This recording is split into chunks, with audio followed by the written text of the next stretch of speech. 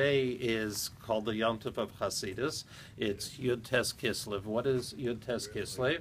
The 19th day of Kislev. And what happened on this time is that Reb Shneir Zalman of Ladi, the Alter Rebbe, the founder of Chabad Hasidus, had been put into prison by the Russian authorities. Why? Because he was teaching Torah and spreading Torah, which was not that which the Russians wanted. There was a specific charge, and that was that he was supporting the enemy. Who was the enemy?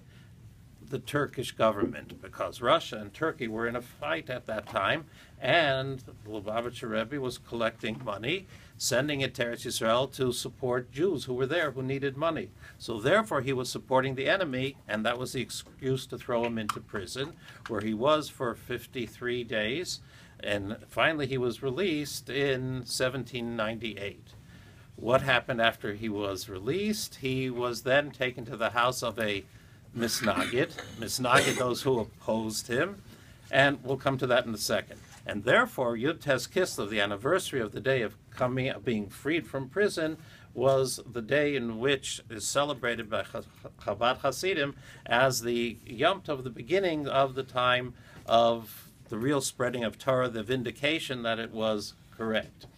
The day that he spent at the house of the misnagid, he was brought there by accident. For 3 hours, he was being questioned very harshly by the misnagid, and he said afterwards, I believe, that the 3 hours at the house of the misnagid were worse than the 53 days in the Russian prison.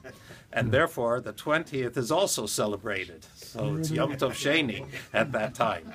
The days, supposedly, the time corresponds to the time also of the 55th chapter of Tehillim, and the song of that time is Pada B'Shalom Nafshi, that Lubavitchers have as the Declaration of Independence.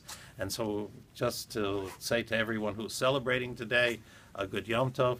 To those who aren't, at least you should know what the day is and why they are celebrating, why we have donuts and soda. I didn't notice that. So to everyone, a good day and a good Yom